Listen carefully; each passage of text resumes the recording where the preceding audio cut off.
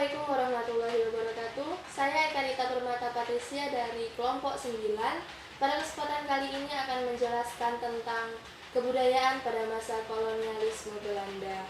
Sebelumnya, kebudayaan berasal dari bahasa Sanskerta budhaya yang merupakan bentuk jamak dari kata budi yang berarti akal.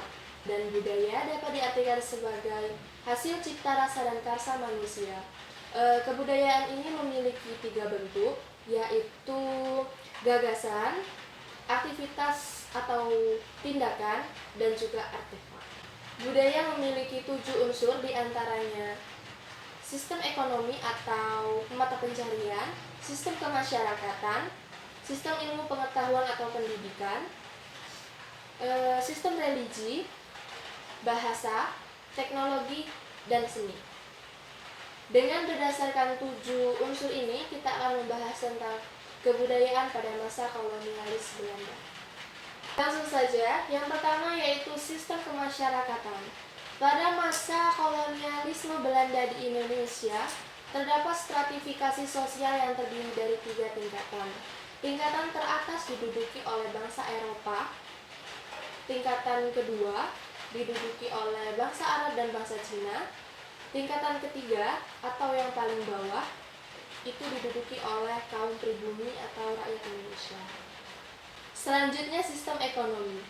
Pada masa kolonialisme Belanda di Indonesia diterapkan sistem feodalisme di mana para elit dan pengusaha berperan sebagai tuan, sedangkan rakyat biasa berperan sebagai abdi dari kaum elit dan juga pengusaha. Selanjutnya sistem religi.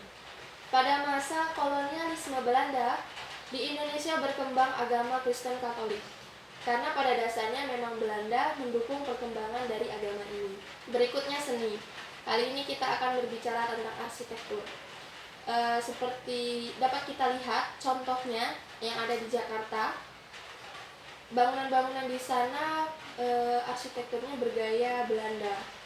Mengapa Belanda membangun atau membuat bangunan-bangunan di Indonesia ini seperti arsitektur di negaranya? Karena pada dasarnya negara penjajah menciptakan daerah jajahannya itu mirip dengan daerahnya sendiri. Berikutnya sistem pendidikan.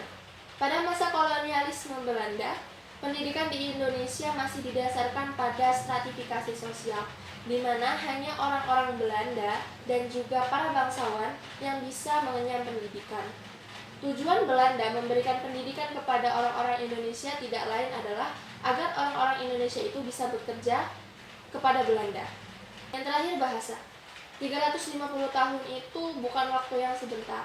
Jadi wajar saja jika banyak sekali bahasa-bahasa Belanda itu terserap ke dalam kosakata bahasa Indonesia.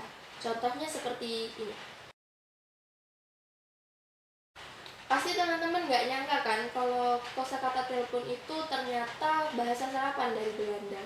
Selanjutnya juga ada contoh ini. Pasti teman-teman nggak bakalan nyangka ternyata handuk itu berasal dari bahasa Belanda.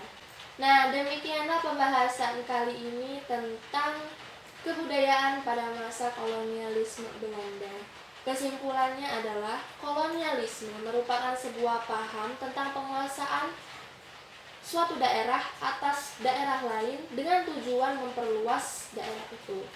350 tahun bukanlah waktu yang sebentar. Jadi wajar saja jika kebudayaan-kebudayaan Belanda terserap ke dalam kebudayaan bangsa Indonesia. Demikianlah yang dapat saya sampaikan. Terima kasih. Wassalamualaikum warahmatullahi wabarakatuh.